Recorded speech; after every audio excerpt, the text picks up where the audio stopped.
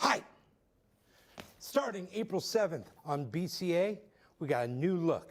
We have public, educational, government, and HD. Look for them all.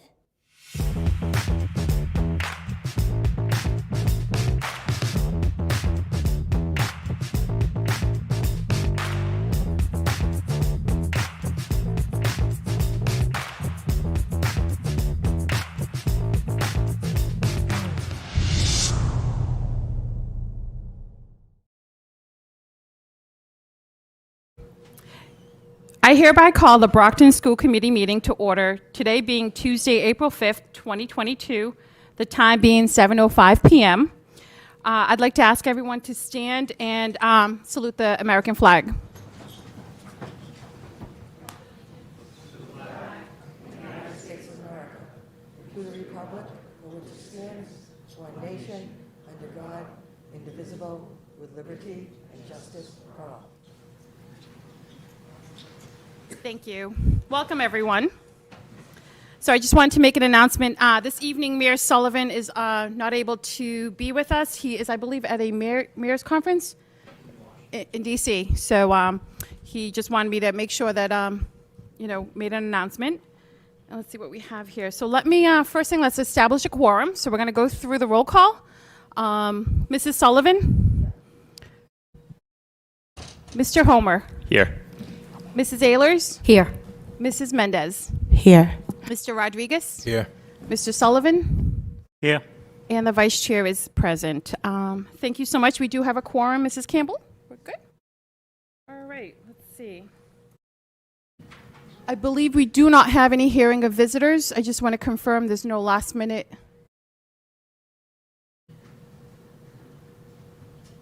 All right. I don't believe we have any hearing of visitors. So we're going to go on to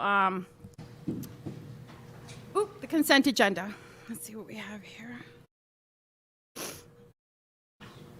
Oh, and I'd like to welcome Ellen, our student rep. Welcome, Ellen. Hi, good evening. How are you? I'm good. How are you? Thanks for joining us. Thank you. All right. So as far as the consent agenda, do any of the school committee members have anything that they would like to remove from the consent agenda, which has items A through E? Seeing that there's none, just for the record, I'm going to go through them and read them, the following items on the consent agenda. Item number A is approval of March 15th, 2022 school committee meeting minutes.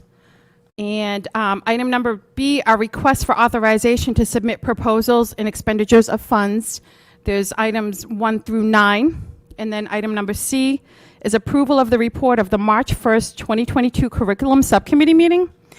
And item D is acceptance of notification of personnel appointments, non-certified.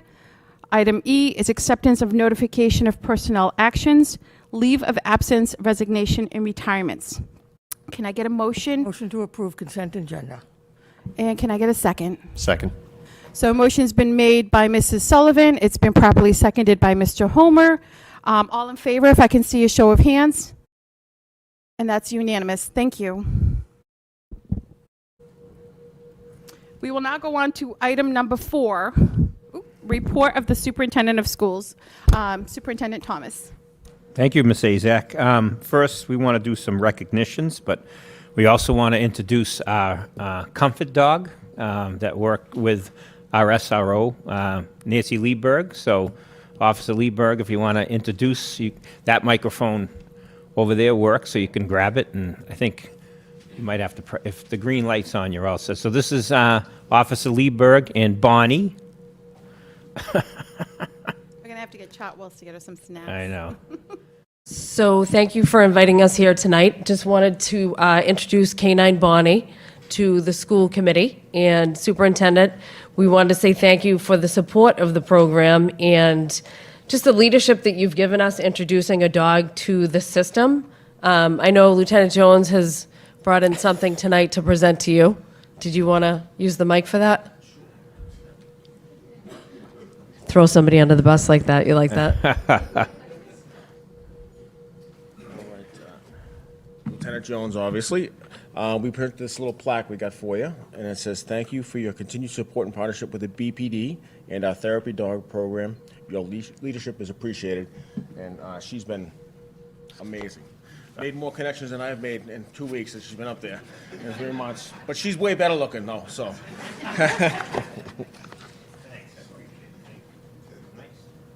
It's a real diamond, actually. Hold on, I gotta get a picture of that. Fantastic. Do you Oh, want the to? dog, yeah, the Yeah. dog, yeah. So Nancy, if you could just, hey, Bonnie. So it's important to note that the comfort dog is just that, a comfort dog for our schools. We'll introduce another one we have at the Downey, Hazel. It's a program we'd like to expand. School committee and myself and some members, probably, it was pre-COVID. It was 2019 at the Mass Conference. Yep, at the Mass Conference, we saw how comfort dogs just really, what they do in school for our children and our staff, the smiles that they bring. And I want people to understand that comfort dogs, just what they bring to kids who are struggling socially, emotionally, and it's just what they do for kids. And, you know, you see them, pictures of them sitting on their laps, you know, kids that are really struggling, breaking down, and then the dog comes in, and then their face lights up, and it calms everyone down. And the work that school police have done, along with our SROs, to introduce Bonnie and the Comfort Dog program to the school system is a major asset. So thank you. And you can go Yeah, over a so- few things that. I didn't want to take up too much of your time, but she really has turned out to be a natural de-escalator. Just seeing the dog in the school makes people's days better, and they say that repeatedly. She was just visiting a school on 2 occasions last week, and she actually de-escalated 4 students that they basically need a moment. And the dog allows that student to have a moment to process their feelings, to process what they're going through. And I see Kathy Moran in the audience, and I just need to point out that, what was that, 20 years ago we started with the trauma-sensitive schools? Not to put too fine a number on it, but we've been doing the trauma sensitivity for a long time. And she naturally fits in the curriculum because even down to grounding exercises that we can do with the smaller kids, they're constantly talking about how soft her ears are. With the exception of one boy last week that said he wanted to make a blanket out of her ears. So I redirected that a lot and agreed that they are very soft like a warm blanket. But she's really amazing. And I have a tendency now, because I'm also new to the program, to ask when I get within 6 feet of somebody, do you like dogs? Because I don't want her to approach somebody that doesn't like a dog. And being in an industry, some people have had bad experiences. And that's totally fine. And we will keep our distance, and we will not go toward a student in a classroom or off leash when somebody doesn't want to see her. So we were in an environment the other day where I just happened to walk around a corner and the person was standing right there. So we were closer than 6 feet. She immediately laid down on my feet and would not go closer. And he goes, "Is she trained to do that?" And I said, "No, but you don't like dogs, do you?" And he said, "No, I don't." I said, "Well, she knew that." And there is this instinctual thing with the dogs that they embrace the environment. They know who needs the love. We all do. And she's in that environment every day. And her Instagram hashtag is Bonnie Love now, because it's gotten so popular with just seeing her makes your day better. So I really, really, really appreciate the time to come in today and talk about this. And there honestly is a need for one of these in every building. So there's 17,000 kids, and right now 2 comfort dogs. We could expand upon this all day, and the fact that we have one now, we are so grateful, and it really has worked to our favor. I have a list of kids every morning at Brockton High that are waiting to see her in the morning. So the associations that we've made and the inroads and building that rapport and that community again has been outstanding. And that's just kind of like a bonus of what's happened with the program. So thank you. Thank you.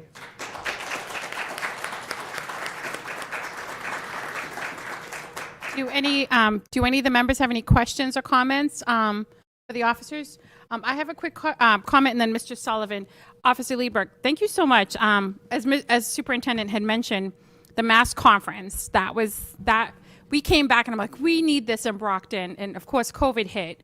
But just listening to so many people that were presenting at the conference and how the animals they calm the students down. Yeah. You know, one lady had said that, one kid was like, yelling and swearing at her, and all of a sudden, oh, hey, how are you? And like petting the pet. So it just naturally calms them, and it's wonderful. So I love that we're finally getting this for Brockton. The added bonus is her history, too. She was in a kill shelter in November, and we rescued her to do this work. So we ran her DNA in December and found out she's a purebred Labrador, which was outstanding. It was like hitting the lottery. But she is absolutely made for this work, and she's embraced it, and she's only a year old. So it's only upward from here. That's awesome. You rescued her, and she's here to help some of our students. Yeah. So she's going to be rescuing some of them in a certain way. Mr. Sullivan? Yeah, thank you, Nancy. Nice presentation. I just wanted to, what happens to the dog like tonight? Do you take him home or? She gets up at 4:30 for breakfast. Can she come home with you? As a matter of fact, I'm up at 4:30. She is with me, so she goes home with me. And when she's home, she's a puppy. As soon as the vest comes off, she's just a pet at home. Is that 7 days a week for you now? Yeah. Wow. I wasn't busy enough before, so. Oh, I know, yeah. You have all that time on your hands. It's nice because she's working in the schools and she does peer support, she naturally blends in all the programs that we have. And the build out, like even home visits and things like that, the possibility to implement the comfort dog it's endless. I see on the news a couple of times they had comfort dogs in hospitals. Are you doing stuff like that too, or just the schools? She has been she got on a group list. I'm not really sure how, but people know that we have her. And there's a build out in New England. So when there's a funeral or there's an event at school, we supported another community 2 weeks ago where they lost a student tragically. And there were 7 or 8 comfort dogs that went to the school and helped out. And it turned a very grim situation into something very positive for the kids where they could express themselves and be, comforted at the same time. So it was like a soft place for them, which is great. A nice idea. Thank you. Thank you. Thank you. Any other members with Mr. Rodriguez? Thank you, Nancy. I know we spoke a little bit earlier. Lieutenant Jones and Sergeant, I know we spoke at the retreat. I would love to see this program, extended to our uniformed staff on the school police division, where they could grow, a stronger, relationship with the students here at the high school. And, it's great to see something like this that helps our students and stay positive. And also sends a better message that specifically what's going on around the world today with the negative feedback that we get on our uniformed staff, that, we actually do help people. That's our job. So it takes a lot of courage to do that line of work. So thank you very much. I appreciate your So much strong so work. that instead of Officer Lieberg at the high school, I'm now known as Bonnie's mom. So it's really broken down those barriers in a great way. Thank you again. Any other members? Thank you. Bye, Thank you Bonnie. all. Thank you. So next up, we will have a couple of recognitions. First, we're going to start with our good friend, Cedric Turner. So Cedric, you want to come up to the microphone? So tonight we recognize Cedric, and we're thrilled that he's with us tonight because soon, later this month, Cedric will be traveling to Washington, D.C. You actually should have went with the mayor, then we could have saved some money. So he's going to receive a prestigious award at the Challenger Center from the American Institute of Aeronautics and Astronautics. We didn't want to miss this opportunity to recognize Cedric locally before he goes off to that ceremony. As you know, Cedric runs the Empower Yourself program for financial literacy. He's done this for several years. First, he did it for us as a vendor and was brought here by our late great friend, John Jerome. Cedric worked with John for several years, and then when I took over for deputy, Cedric and I continued this work, and now we're proud to say he's an employee of the Brockton Public Schools, so he gives us his time. It's full-time now, and the work he has done with our students is amazing through Empower Yourself. He has a great group of students that he's worked with and still now that are currently in school, middle school, high school, and he still stays in touch with all the students who have who've left us and graduated and gone on to do great things and come back and support the program. But Cedric and the other winners of this award will be awarded $5,000 and free access to the Challenger Center's STEM programs, which is great. He'll find that out at the ceremony on April 27th if he's the grand prize winner.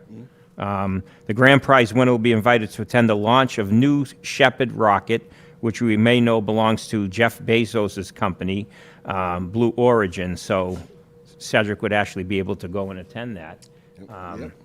And maybe get some money out of Bezos for the Brockton Public Schools would be nice as well. So Cedric, thank you and congratulations. Oh, thank you. In fact, was very, very, very much, Mr. In fact, Thomas, and I, in fact, this here it is kind of possible because of the work of you, the work of Mr.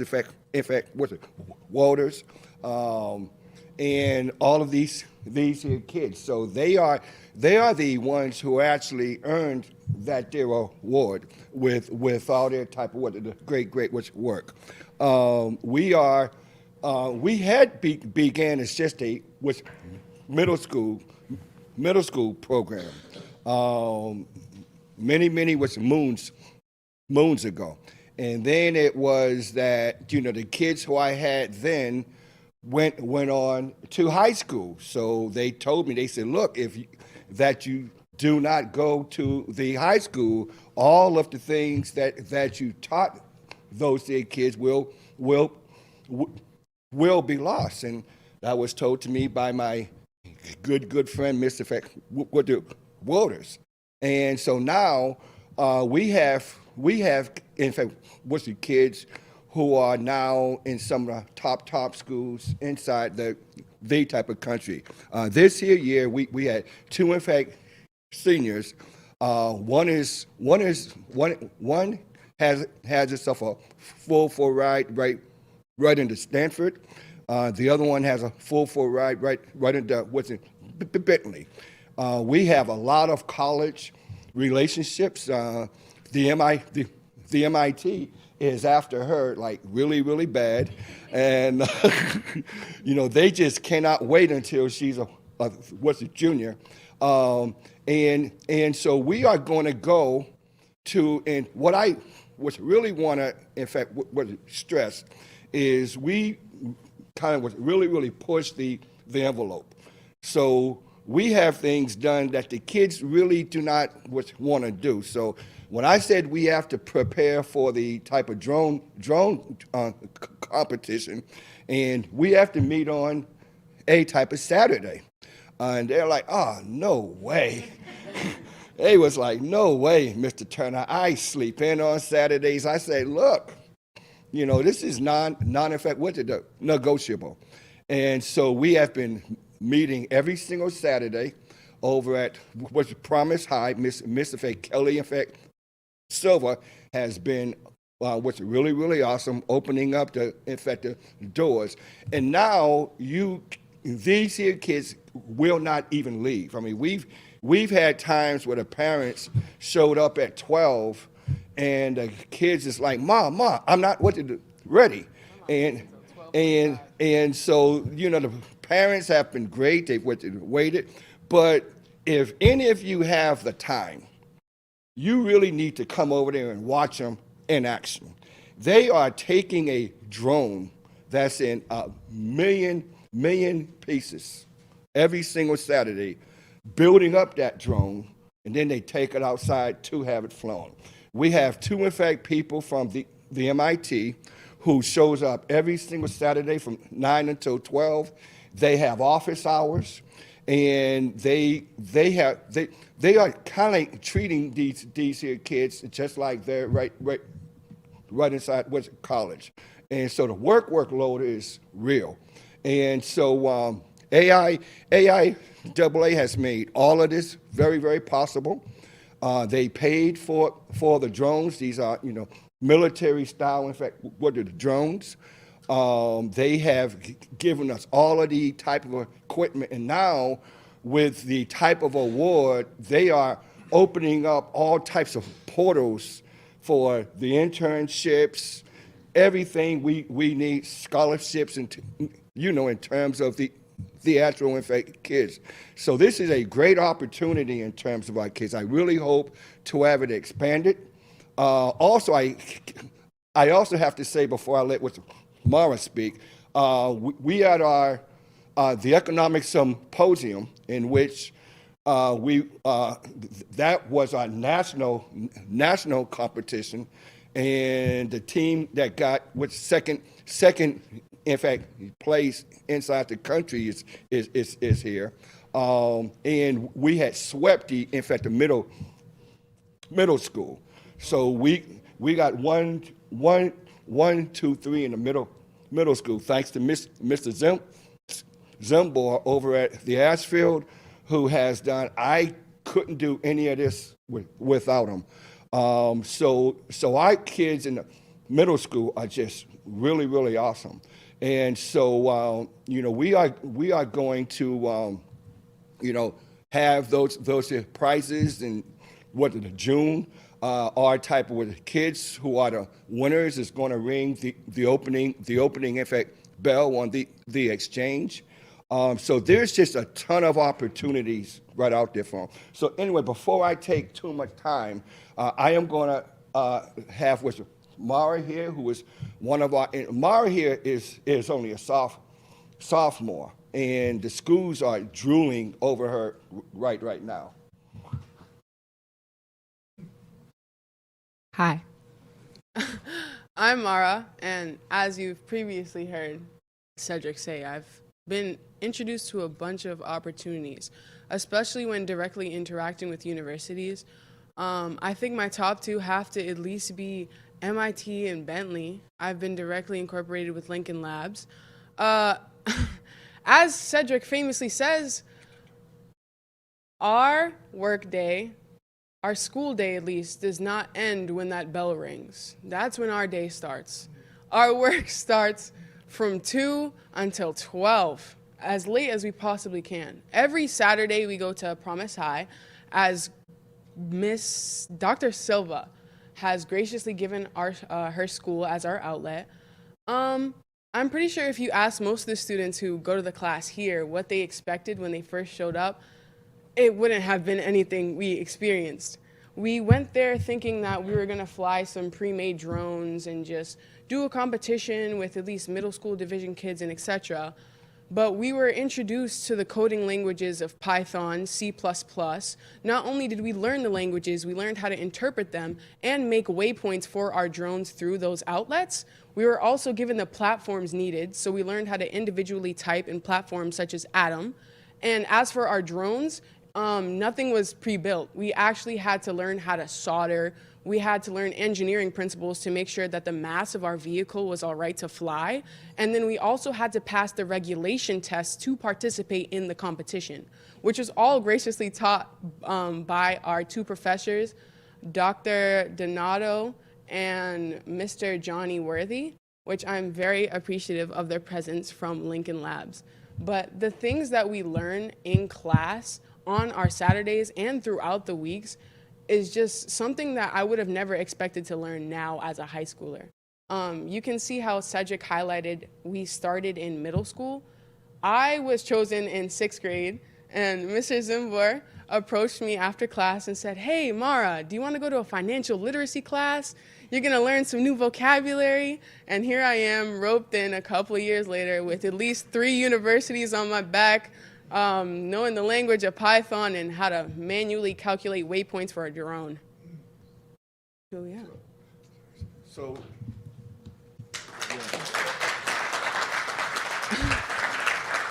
I'd also like to highlight that that's not the only thing that we've been introduced to technological-wise.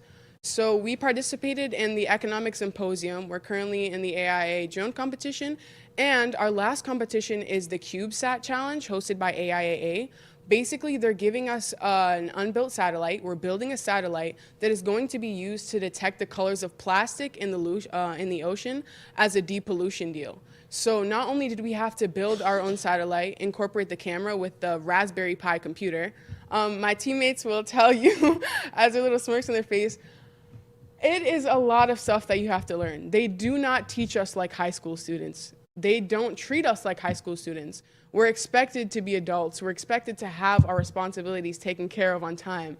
I mean, I think I've spent days upon days just learning how to code or format a satellite to take a picture of me in my hand. And it's just some really intense stuff that I really wish that other students could get involved in. So in fact, the last thing. So we are in a 16 team national drone in fact competition. So up in the New Hampshire, there's going to be 16 teams coming from across the type of country. Needless to say, we are the only urban school inside the competition. We're the only urban school inside the type of satellite competition.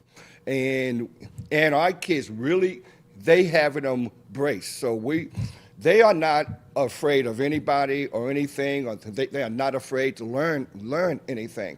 And, like I say, if any of you can show up Saturday morning, I never have to call them and remind them of class, remind them of what they have to do.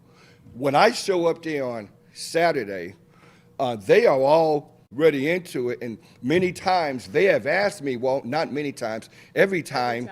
I have been asked to leave. So they are like, Mr. In fact, Turner, you're like in our way. You got to go. So, and I just leave. So, and they are just very, very motivated. The type of competition is based upon points. Right now, we're like 5th in terms of the nation, in terms of what points.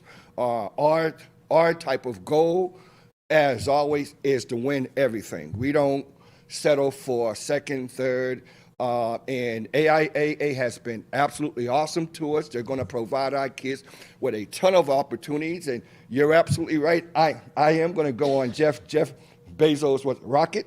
When I am there, I did get the invitation, so I am the marquee winner. And it has been pushed by a lot of our type of companies like Test Effective Devices. If that you've never heard of them, they are Mara's friends. They are the ones that's making flying in fact cars. And they actually spoke at the high school. They came to the high school and gave a wonderful presentation. And we'll be having them back. Dr. So, Endo. yeah, Dr. Endo. So anyway, I just wanted to say, in fact, thank you to all of you for that. Your wonderful type of port. Whatever I have what is needed, I have gotten it either from Mr. In fact Thomas or Miss the Walters have provided me with everything, and the kids are doing great. So anyway, thank you very much. Are there any questions? Thank you so much. So, Mr. Turner, we have a little bit of a presentation here. So this is a certificate of recognition, the Brockton School Committee, Brockton Public Schools, to Cedric Turner for representing the city of Brockton as a 2022 recipient of the AIAAS, sorry, I apologize, Trailblazing STEM Educator Award, and for showing our students the doors that a strong STEM education can open. So congratulations. Thank you very much.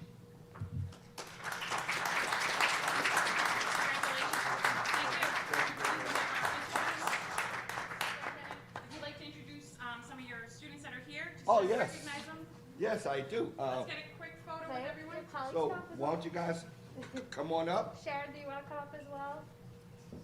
Miss Walters. So each of you. Hey, Miss Rose. Miss Walters. Nah, you got Miss So- Walters gotta go in the middle. Oh, She's yeah. our centerpiece.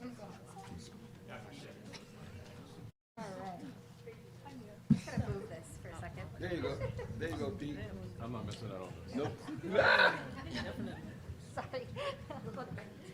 Sorry, am I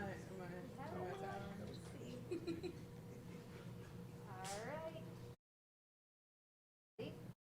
Ready? One more. Drone. All right. Thank you, everyone. Thank you. Thank you. Oh, yeah. So why don't you, we have our wonderful students here. And, I'm going to give everyone a five type of second the elevator speech, starting with you, Lisbeth. Go on. So say your name and say your grade and move on. And Jawan, you're up there next. Go ahead. Hello, my name is Lisbeth Celestine. I'm a sophomore here at Brockton High, and I'm in yellow. I just want to thank you and the committee so much for the support you have given us over the year and helping us start up and being able to access all these wonderful opportunities that I would have never have known of in the first place. And I've learned so many things here in my short time at Empower Yourself, and I can't wait to learn more.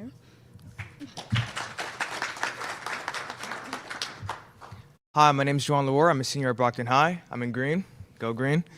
And I'm glad for Cedric Turner for giving me a lot of opportunities. When he said that he had connections, he wasn't lying. So I'm glad to meet all these new people, all these people behind me, meeting people at MIT, joining all these events and different things. I'm glad that I met him. Hi, my name is Aris Cardoso. I'm a junior at Brockton High. I'm also in green. I don't have too much to say, but thank you because Maura has said every train of thought I actually had when I thought I was going to go up here. So I just want to say thank you to Mr. Turner and everybody else here. Hi, my name is Amia Kudrow. I'm a sophomore and I'm in green. And I said green. And I want to say thank you to everyone for all the support that you have given our team. Because of this program, I was able to make more connections and friends because I kind of was an introvert. But I would like to say thank you to everyone for the support. Hi, my name is Lydia Bloodsworth. I'm a sophomore at Brockton High. I am also in green. Congratulations to Mr. Turner. I can't think of anyone more deserving of this award. He has introduced me to so many more opportunities that I have a pleasure to be a part of, and I am so grateful to be a part of this group of people, this great community. I can't think of anyone better to get this award. Thank you. Thank you so much. Thank you, Mr. Turner. And again, the Empower Yourself program is it's an amazing program. And we've had so many students that have achieved, and you're giving them opportunities that they normally wouldn't have. So I'd be willing, maybe they can even show me how to use a drone, let alone put one together. Well, show up on Saturday. I'll show up on a Saturday. Show up on Saturday. We'll show up on a Saturday. We are there from 9 until 12, just like what's the clock work. They do not miss a day. And so we're going up to the competition on the 24th. We can take whoever. I don't know how much room we have on that type of bus, but Mike, I am sure we can have you squeeze right on the bus. That's all. Yeah. Thank you again. Also, I know that we highlighted green a lot, but I would like to thank Miss Tucker from Yellow for dealing with exactly yellow. I would say pro yellow. Also, she's given us our IRC. Exactly. She's given us her IRC, her resources, her TV, and her intuition for our competition. So Go without Yellow. her, we wouldn't have gotten it done. No, definitely. Miss Tucker and the Yellow IRC actually helped me out during, I kind of took over your Yellow IRC for quite some time with all my winter coats, but Yellow, well, I'm a red. Mrs. Sullivan? Hi, I just had a comment for Mr. Turner and Mr. Zimboa. We saw Mara present, and I was noticing that she's very I don't know her, but to me, she seems like a very bright, poised, confident. Her speaking is very easy for her. Was she like this before she came to the? No. Okay, so this is what the program does for students. None of our kids. We have to have our kids in sixth infant grade, and myself and Mr.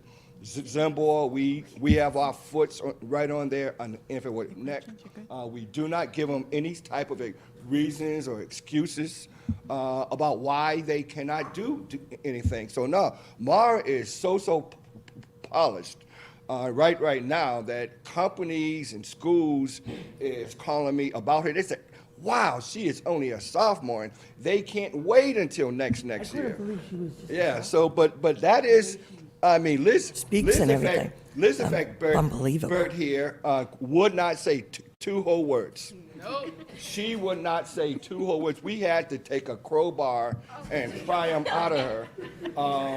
But you know, we have them gave time. We have them nurtured, and we have them brought along, and that is the way of the education. And people up there think that people come out this here way, and it's never like that. It is always a type of process. It's always a process. So thank you for all you do. That's great. And all the students were great. Thank you very, very much. Thank you. Thank you so much, and we're very proud. Thank you for representing us. Thank you so much. Great job, guys. Great job. I also, before we move on, I would be neglected not to say thank you to Mr. Zambor.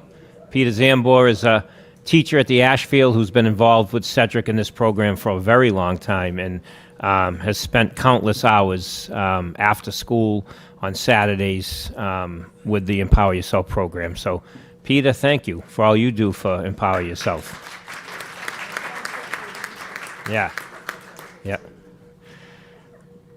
So next, I want to welcome, and if Principal Duat can come down to the microphone, and I'm going to have him joined by Maisha Laguerre, teacher at South Middle School, so you can join us at the podium.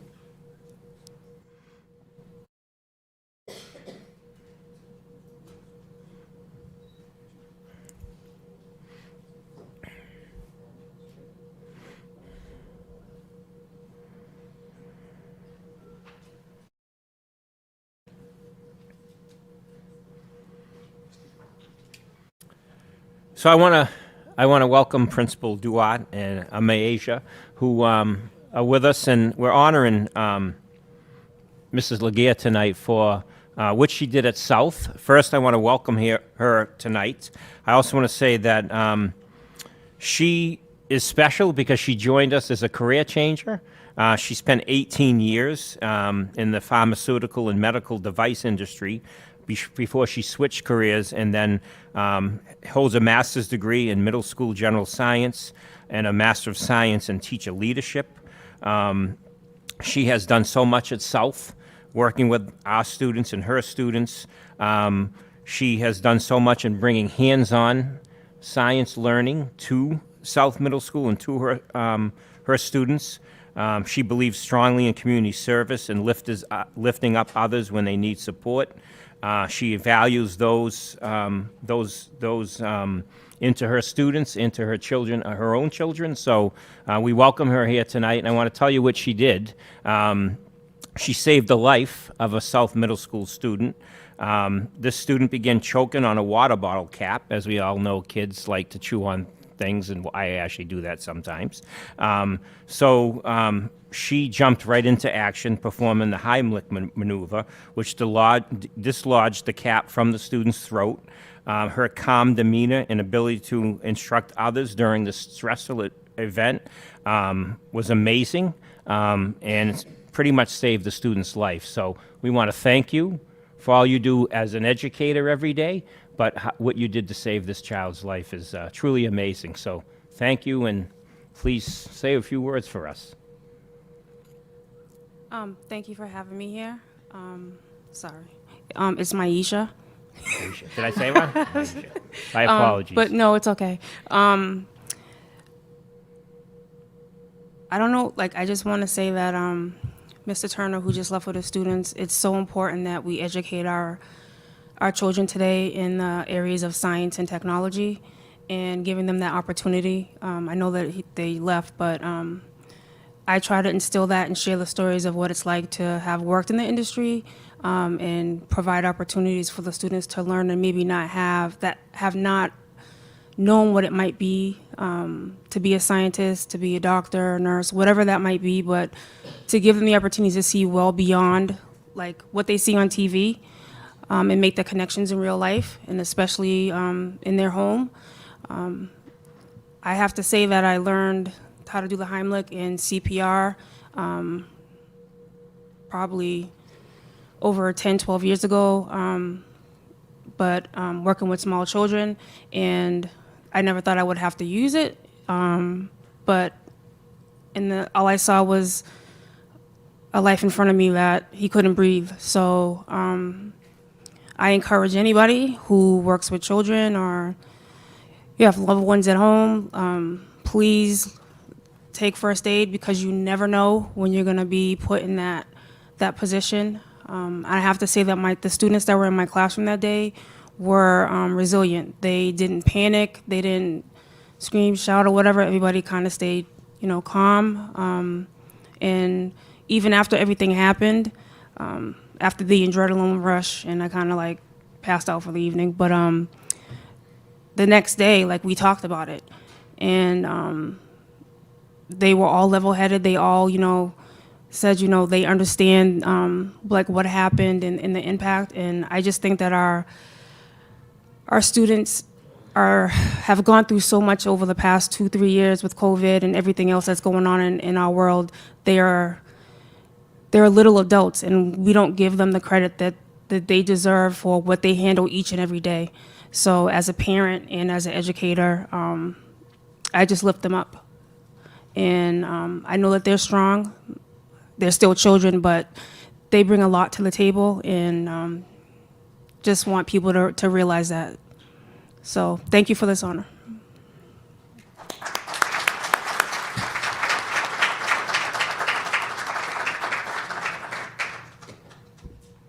All right, let's see.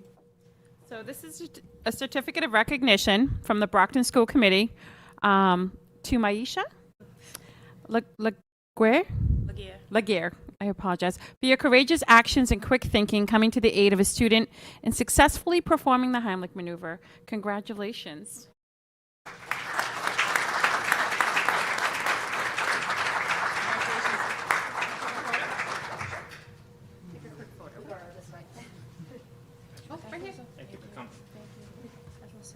Could I just flip over the, so I can see it? Perfect. Ready? 1, 2, 3. Awesome. Thank you all. Thank you.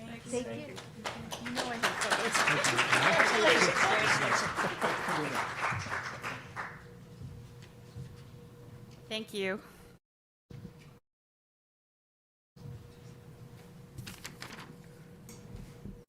Thank you. So next we have a student report from Ellen, and she has some friends with her tonight. So she's going to be joined. They're going to do a presentation, but she's also going to update us on what's been going on at Brockton High School.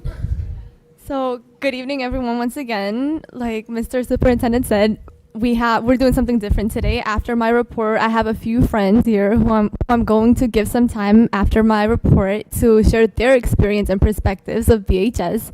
But before that, I'll just start off with sports. So spring sports have started on March 21st, which include track, tennis, lacrosse, volleyball, and we've had a very high number of students participating and trying out this season actually. And yesterday we had a basketball game. It was a student staff tournament called March Gladness. Each team consisted of one BHS staff member and one student. Mr. Sheehan's team ended up winning, and in the picture you can see everyone who participated. Well, not everyone, most of the people who participated. Other than that, we also had 8 student athletes who were invited to the MIAA 27th Annual Sportsmanship Summit. So other than sports, I will be focusing on a little in the art department. So spring chorus concert was held at BHS on March 24th.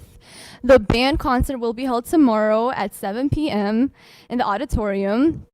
So the wind ensemble, concert choir, and the band participated in the Massachusetts Instrumental Choral Conductor Association competition and festival. The wind ensemble and band earned a silver medal, and the concert choir earned a gold medal at the choral festival.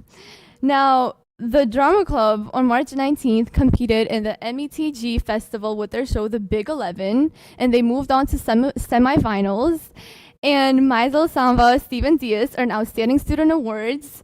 Martin Grind, Kaylee Littleton, Jasia Sichter, James Kurichak earned an award for Outstanding Set Design. We also had the drama club meeting, March 30th, where information was given about the musical, and Hello Dolly was announced as the official musical this year. Vocal auditions were held yesterday. Today were the callbacks, and on Thursday, the dance auditions will be held. Also, during the first week of May, we will be having the Harbor One art show. So other than the music department, the music and the art department, the senior executive committee has planned so many new things this year, like the senior sunset, the field day, probably portraits, the cookout, maybe the pep rally, and I'm going to have our senior class president talk about it after a little more, give some more detail.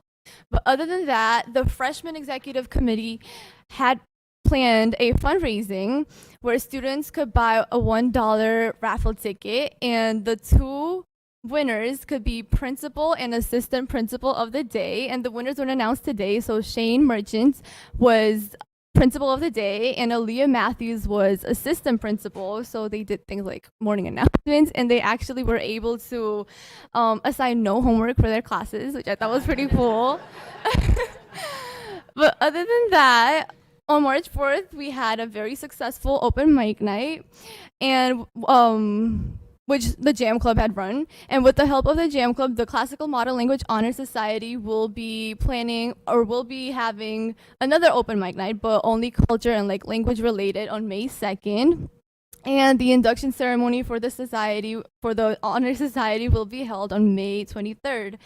Now I'll be talking about a little bit of like statistics. So about 48 students have earned their seal of biliteracy in languages such as Spanish, Portuguese, French, Haitian Creole, Latin, Vietnamese, Swahili, Yoruba, Russian, and 4 students got it for multiple languages, and 5 students got it with distinction. So they scored exceeding on MCAS and advanced on the national language exam. So Miss Ambriana kind of like mentioned this last time during the last committee meeting. So the seal of biliteracy is a national award where students earn because of their proficiency in a language, and whoever earned it gets a cord during graduation and a seal stamped on their transcript.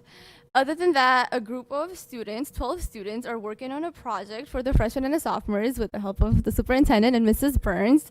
We have 2 days set. Hopefully, they will take place on these days. We're not 100% sure. So May 2nd and May 3rd. So it's going to take place here in the Little Theater. We will be talking about topics like why a 4+ year education matters, or disrespect and its consequences. So, and also the opportunities at BHS and why we shouldn't take them for granted. Other than that, I think I forgot to show a couple of pictures. Oh, this was today. So on the right, we have our principal of the day, and on the left, we have our vice principal of the day, featuring Bonnie. It was very cute. And then after that, this is my first, this is my favorite event. So basically, last week on Friday, we did a promposal, and our class president proposed to his first lady. But my favorite part was that, like, us seniors, well, not just the seniors, like students, like everyone, we kind of like got to like feel what high school is really about, like the good memories, the fun stuff. And also the best part was Miss Marion literally organizing like most of this. She got all of the officers together to escort our class president Mamadou, and then she also had one of the access control specialists holding one of our wands to like scan our first lady as if she's like before walking walking to our president. It was really cool. I like loved it. I love how the staff members were how they also helped organize this event. It was really cute. It was really sweet. It was really fun. Other than that, I don't know if you remember, but a couple of times I've invited you to come to our school and see the work of the photography club, but I understand you guys are all very busy, but that's why I just, sorry. I just added a few pictures just to show what they're working on. So this is right at the front of the administration office. I think it's so professional, and it's just so fun just walking around the school and seeing like your teachers or your friends' pictures just posted around the school. And other than that, I'm so sorry.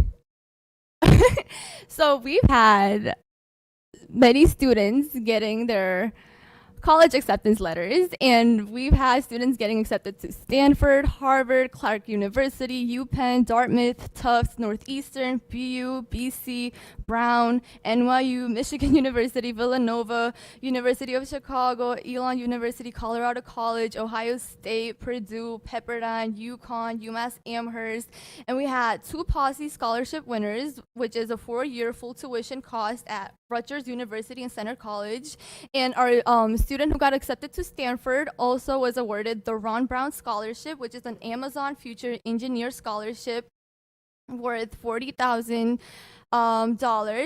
and it's $10,000 per year for 4 years. He is also a finalist in the Bill Gates Foundation Scholarship, and he plans to use this money for his graduate work because his undergraduate work is already fully funded by the Quest Bridge. Other than that, our school also earned the College Board AP Computer Science Female Diversity Award, and that's out of 199 schools. So that was a very big accomplishment for a school. And I would like to conclude my report by just saying that, so I came to America when I was, I think, like 10. So I went straight into 5th grade with like limited knowledge or like basic English like skills. So I didn't know English that well before, and I came a really long way, and I am here. I am where I am today because of the so many opportunities that were presented to me. And I just really don't want the bad to overtake the good. Like, obviously, like, there's bad everywhere, like at the schools in this world, and I just like the good to be noticed. Like, I'd like, for example, like our dynamic trio, Mrs. Burns, Mr. G, and Mrs. Cobb, like they do their best to keep the school environment like so positive and so happy, and make sure that the students are just doing good. And or like Mrs. Mayer and Mrs. Bosco, always just trying to do their best for the students and the staff members. And also for that reason, I brought some friends here so they can share their experiences, and you can see that there really is good at our school. There's a lot of I know there's a lot going on, but there is good going on too. So at this time, I'd like to introduce our senior class president, Mamadou Chamo.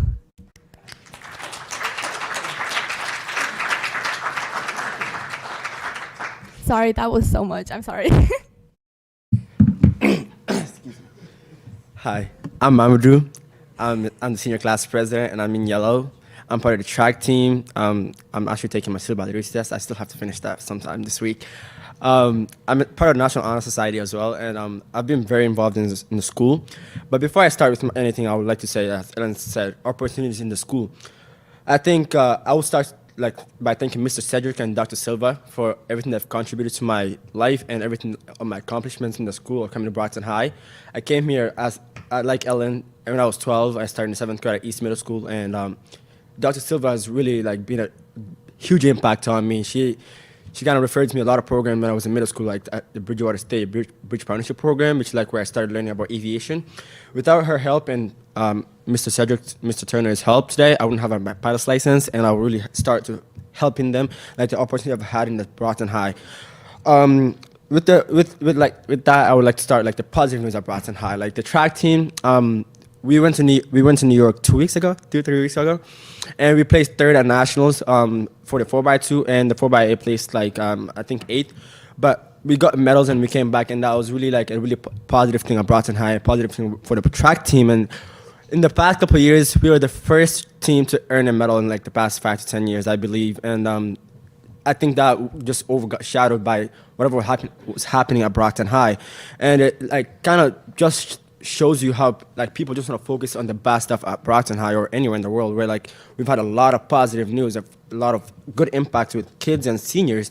Like now for spring sports, we had a lot of turnout with kids. Like when I went outside the track team, saw a lot of kids coming out, or like the tennis team, which like we never had like more than 10 kids. But this year we have a lot of people trying out for tennis. I'm like, I might have to try out for tennis myself. But we had a lot of kids try out for tennis, and it just shows like, you know, the good impact that the seniors and the sports are having on kids, and like just sports in general keeps kids like motivated in a sense. Like a kid's not gonna fail a class because like I'm gonna keep doing my sport, and like it just keeps everybody in good check.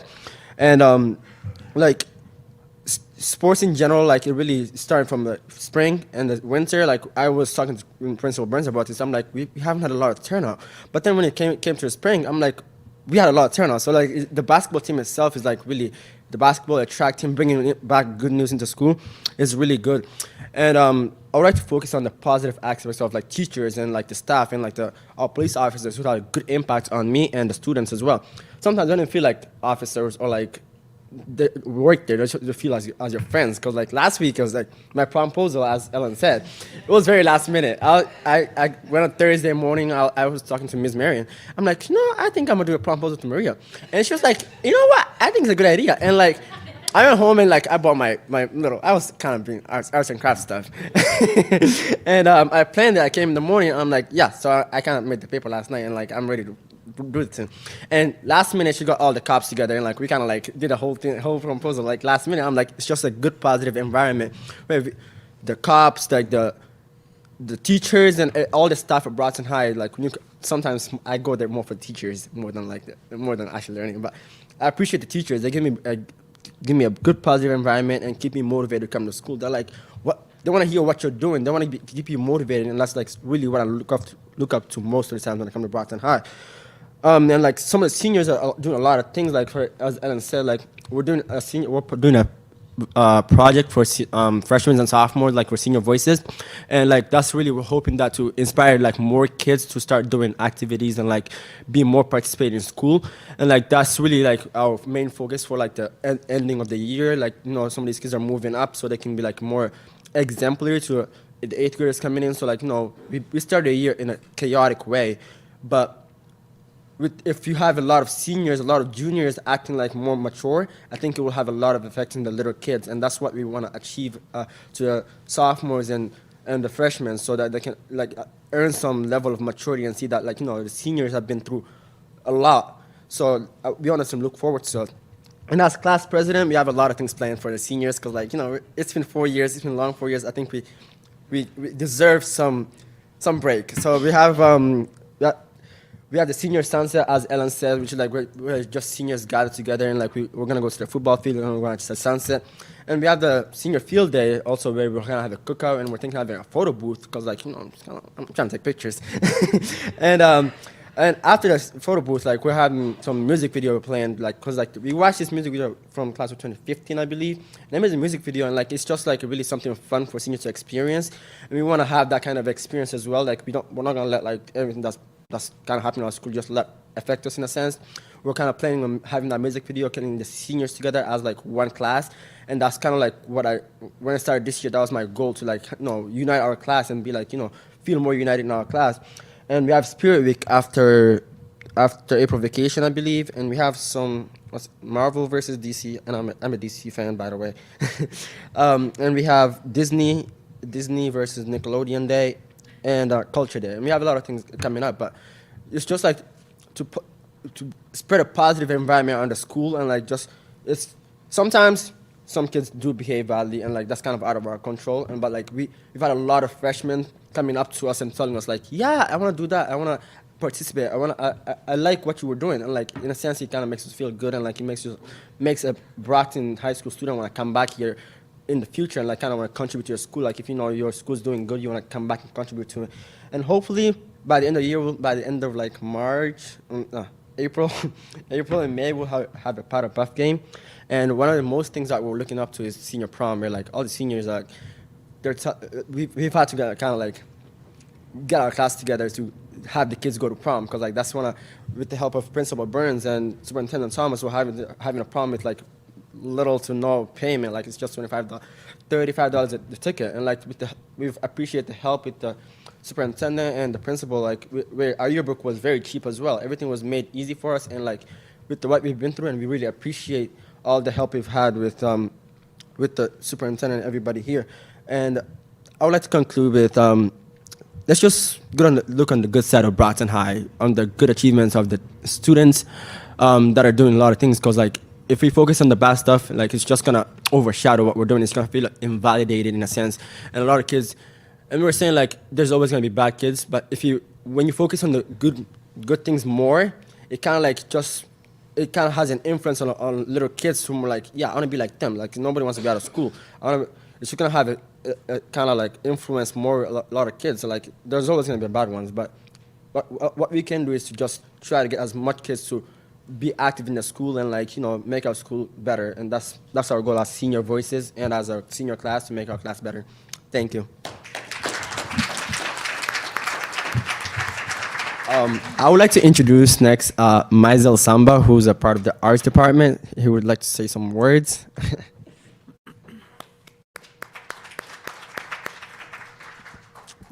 Not gonna lie, I'm a little bit nervous. A lot of important people here. But hi, my name is Maisel Samba. I'm a senior at Brockton High School. I'm in the Red Building.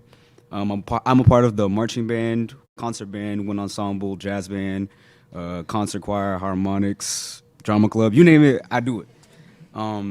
These past 4 years, I've gotten to be a part of all these amazing groups. This past weekend, getting to go compete with all of them, winning gold a couple of times too. These are opportunities that not a lot of other schools, and especially not a lot of other kids have. I wouldn't trade my 4 years here for any other school. The opportunities you get coming here are just, it's one of a kind, I get to wake up every morning and go to school with people who do cosmetology, videographers, photographers, people who work in art, digital art, even physical mediums as well. It's a community, and it's not like any other place that you can find it in the state and even in the entire nation. Getting to be a part of award-winning groups, getting to perform all the time, it's something really unique and really special that you can't really compare to anything else. Yeah, thank you. And I'd like to welcome up Daniel Roto, athlete from Brockton High School.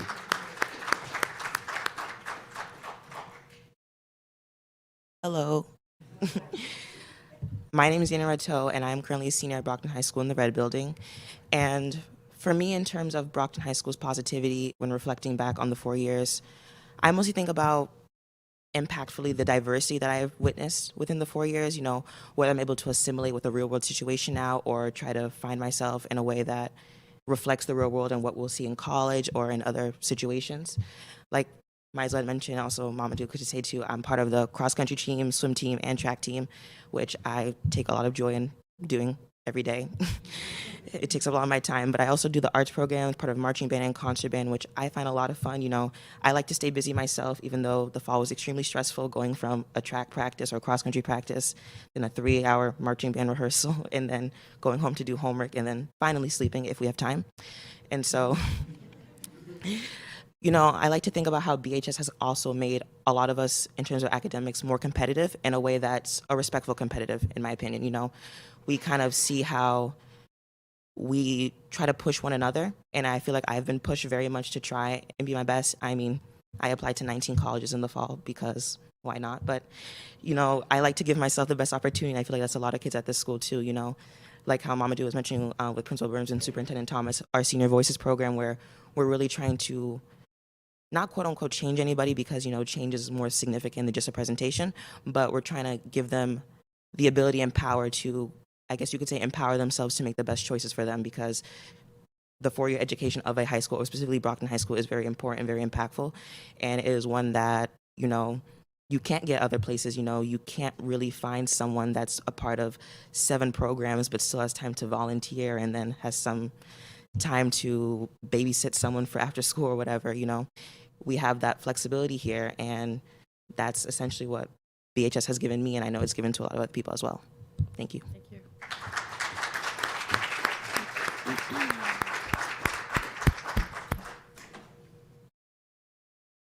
See, like, this is what I'm talking about. I feel like the bad always gets heard, but these are the students that should be heard more.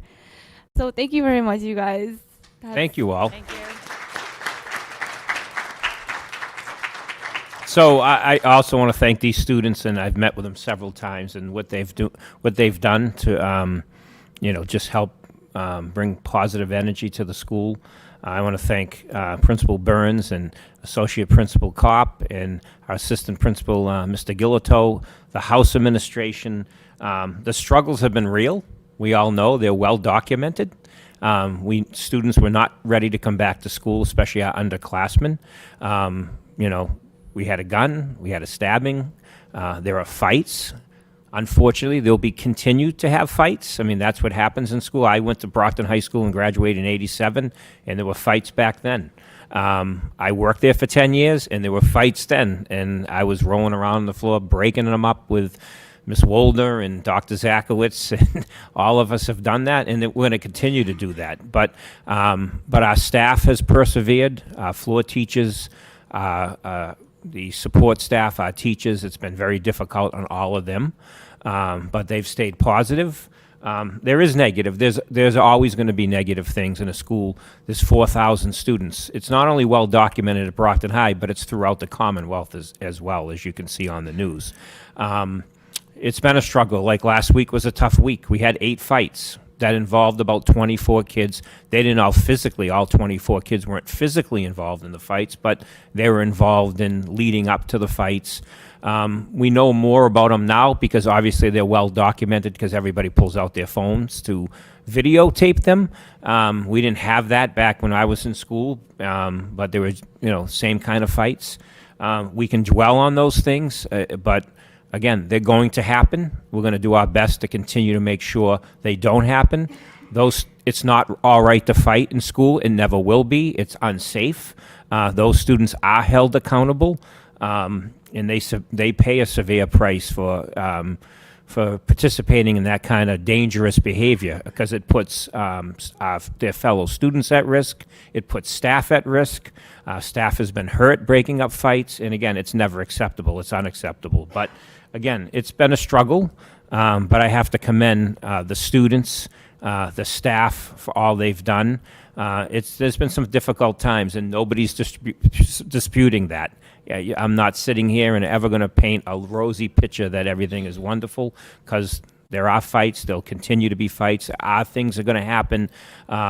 We're dealing with teenagers. Teenagers make poor decisions. It's how we work with them, how we support them, how we help them move forward. And again, even though students pay severe consequences, it's our job to support them, make sure they're educated. Hopefully, when things get better and we continue to support them, they're able to return to Brockton High School to make sure it's safe again. But again, I want to thank first the school committee. We had 2 emergency meetings. We've had several other meetings when things were happening. You never hesitated to leap into action in support and put things in place. And, I'm going to just mention a few of the things that have been put in place that you have supported, like the yearbooks are $25. They used to be $95. That's because you put money in the budget to support that this year. Prom tickets, usually $85. This year, they're $35 for our students. Again, supported by you, school committee. We have the 24 community allies at the high school that have helped with safety. There's eight mentors. We went from 4 adjustment counselors at Brockton High School to now 10. And there's also 2 extras that support our bilingual students and our students with disabilities. We have 4 interventionists that support students on IEPs. Ms. Burns and the staff are now going to put in PBIS, the behavioral system, that positive behavioral system of interventions and support. Staff will start getting trained on that. So again, the things that have been put in place, the work that's been done by the staff at Brockton High has been amazing under very difficult circumstances. And as they were saying, over 400 students are participating in spring sports. You'll see the musical coming up. Tennis has the most ever students playing tennis, which is tremendous because that is, and again, thanks to you, you provided the funds to actually redo the tennis courts, which now look amazing. But just the things that you have always supported, students will be taking their AP and IB exams. They do not have to pay for those. It's usually $75 an exam. Some students take up to 3 or 4 AP exams. That's a lot of money to save. So again, all supported by you. And again, we will continue to, unfortunately, there'll be fights. There'll be kids that make poor decisions. That's what teenagers do. It's how we help them, how we support them. But again, like I used to say, when I graduated from Brockton High, went on to college, and I think a lot of students now say when you leave Brockton High, you would never change it. I would never want to have attended another high school other than Brockton High School. And again, I just want to thank the staff, you, school committee, the administration, and the students for continuing to drive and move forward. And I want to thank actually our new leadership with school police. How much they've supported our students. And again, as you know, it's well documented across the country, issues with police and young people. But the support that they've provided and the relationships that they have made and built with our students has been nothing but positive. So I want to thank them as well. So thank you for that great presentation, and I'll keep quiet now, and anybody else can jump in. I just had a quick statement. So thank you, Evelyn. And go Red Building. Yes, class of 91 here. So, and I just want to say, I'm sure the rest of the committee members, we want you guys to come back. We all come back. I came back. Superintendent's here. We have Mr. Rodriguez. I'm not sure, Mr. Homer. I'm not sure who else attended BHS on the committee, but we all came back. Well, we got Mrs. Cobb. We got quite a few. Dr. Zagwa. So we're you have a lot of alumni that are back at BPS. So it's amazing, and that's going to lead us into later on when we have Jess Hodges. So we might need some testimonials here for some of our marketing that's coming up. So students will know why you picked BHS and what you got out of BHS. So I'd love that. So thank you again, and don't forget Melinda. There's quite a few people here that have. If you went to Brockton High, raise your hand. She was my class. All right. So that's quite a few people here. Oh, Mr. Cassiani as well? Yeah, Yes. see, we have quite a few people. So it's awesome. And so thank you. We appreciate it. And looking forward. I think I heard Mrs. Ehlers say she's going to go to the prom with me. Mrs. Ehlers. I think it's a senior prom or junior prom, but we'll see you at the senior prom. You should really come. Oh, I did. I had a blast last year. Well, we're waiting for you. I think Mrs. Sullivan was there, Mrs. Campbell, the superintendent. We had fun. So, and I'm glad to see happy smiles. A lot of students have gone through a lot, but our graduating class of 2022 and 2021 missed out on a lot. They're junior and senior. A lot of students missed out on a lot. But now, if we can help out a little, and it's wonderful that the superintendent and, Mrs. Burns and the school committee is able to help you out.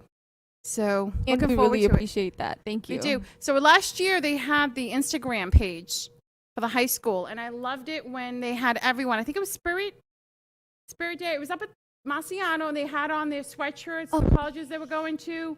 My niece Georgina put together with music. I love that. Do it. We'll share it all over social media. Yes, we'll start doing on May 1st, so when everybody has it, and we'll just have all the commitments. Because we're proud. We have some pretty impressive students. We're very proud. We're proud of all our students, whether they go to college or they move out into the working world.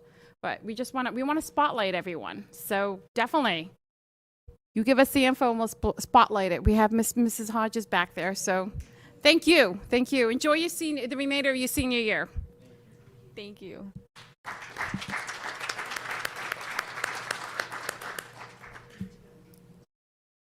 Next, let me just make sure I don't miss anything on the agenda.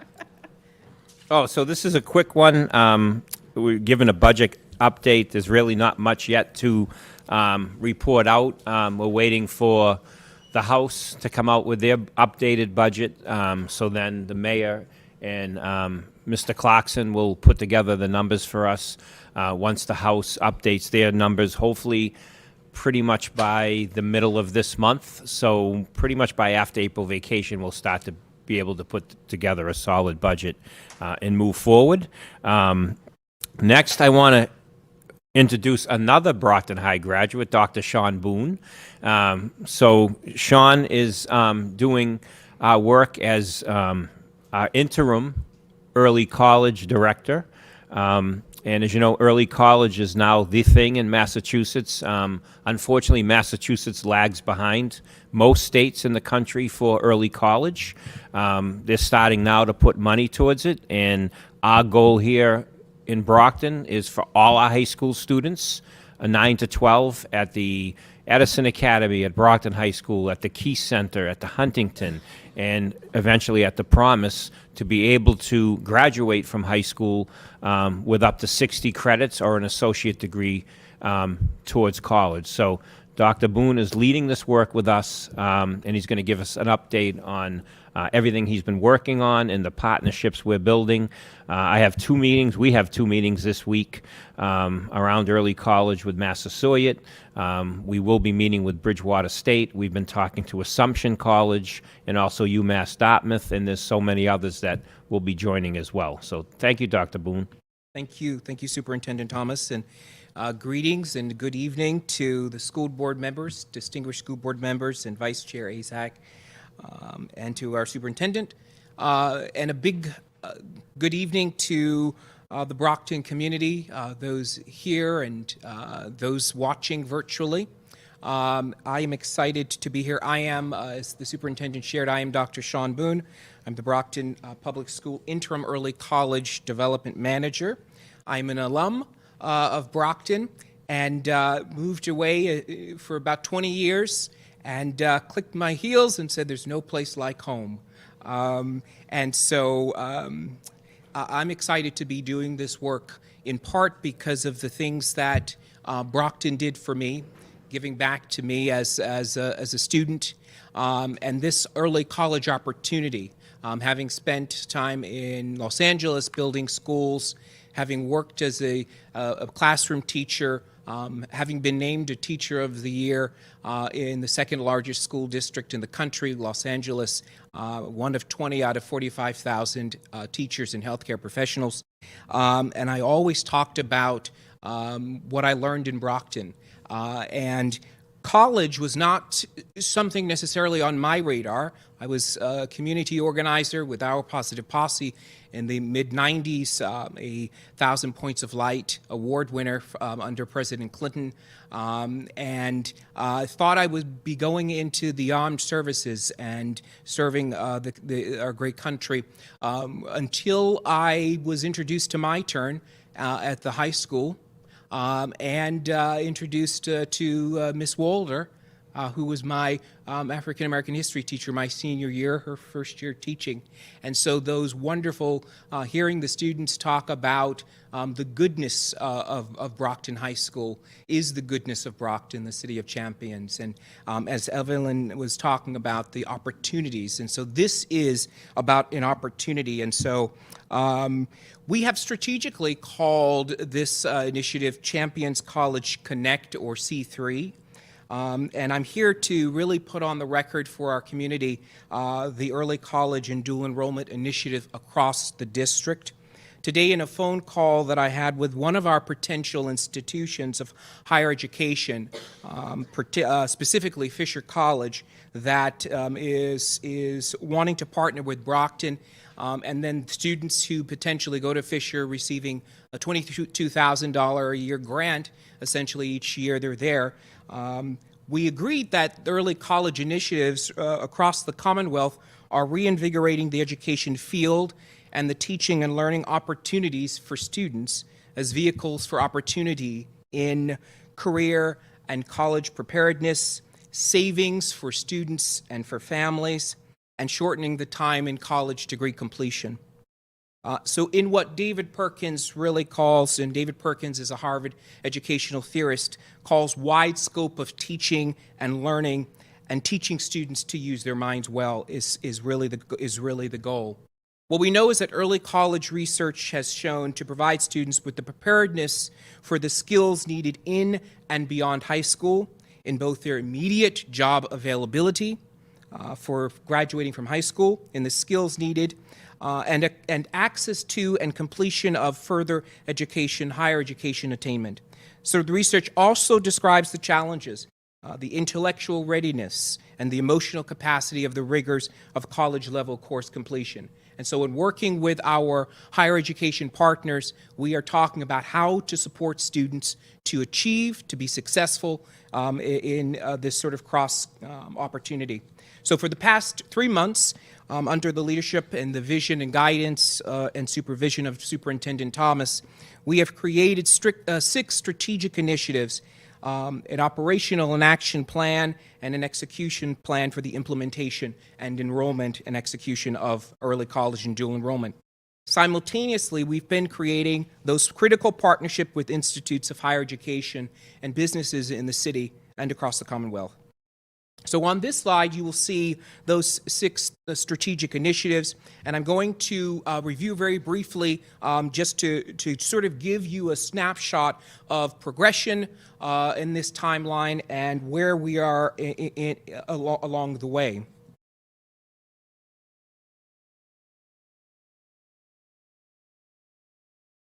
So in Strategic Initiative 1, essentially, the department, DESE, essentially has 2 distinctive offices, early college and dual enrollment. They are separate. Early college is a blend. So when we talk early college is a blend of high school and college with career pathways and exposure to career opportunities. The Commonwealth's Dual Enrollment Partnership, or CDEP, is the opportunity for schools for high school students to take a course and earn credit toward high school completion for their future college degrees. So we are currently, as the superintendent mentioned, working with our Massasoit, which is our primary partner. And currently, we are working with, not only Massasoit is a sort of future partner, but currently Massasoit has opportunities that we are utilizing here in the high school.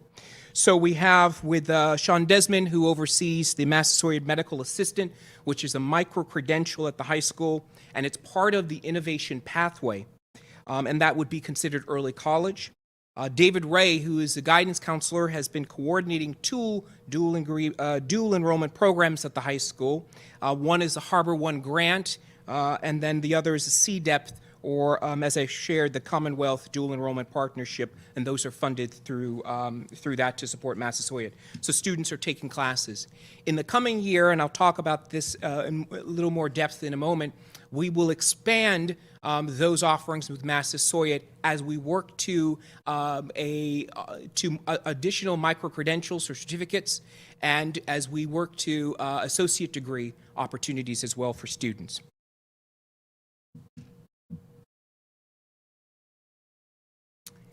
So that was Strategic Initiative 1, and it was essentially fostering collegiate educational community partnerships. In Strategic Initiative 2, create student and family interest in dual enrollment in early college. We are looking to, and you'll see some 0% progress, and that's mostly when you see that is because we've not yet reached that in the implementation or the execution plan. So we are working to come up with a plan to encourage students who are in our 5th grade to continue in the Brockton Public Schools, particularly going to 6th, 7th, and 8th grade into the high school as well. And not only working with the high school, as the superintendent said, but across the district. So our choice, alternative schools, Promise, Edison as well. In our 3rd strategic initiative, it's in enhancing the formative skills and the program readiness for students. So looking at how we are curriculum-based and curriculum-wise, working to help students with critical and creative thinking, critical creative writing, and to bolster and build those skills that they will need.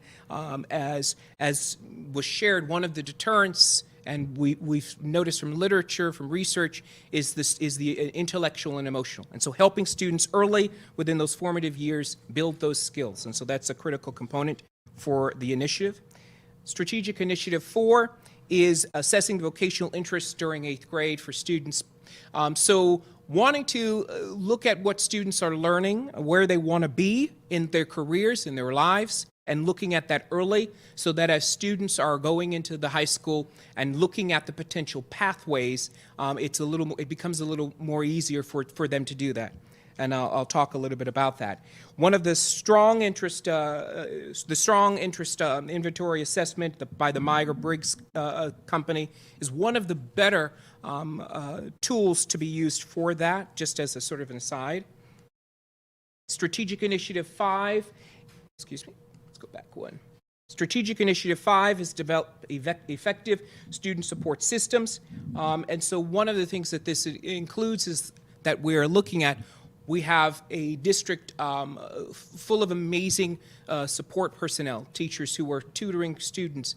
But as we consider the college aspect and as we're trying to help students with that college aspect and transition and information and skill, looking at potential virtual tutoring supports, such as NetTutor or Tutor.com, that offer 24/7 opportunities for students to have not only drop-off tutor support, but also live tutor support, again, at that 24/7 opportunity. So looking at some of those critical components to support students.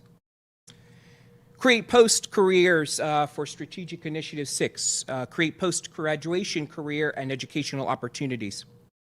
So looking at, and I really want to get to some of the meat of this, as we're considering. So we currently have the potential for 4 partnerships that we've been talking with institutions. You will not see Fisher College up there because of the more recent discussions today, and of course gathering memos of understanding, MOUs.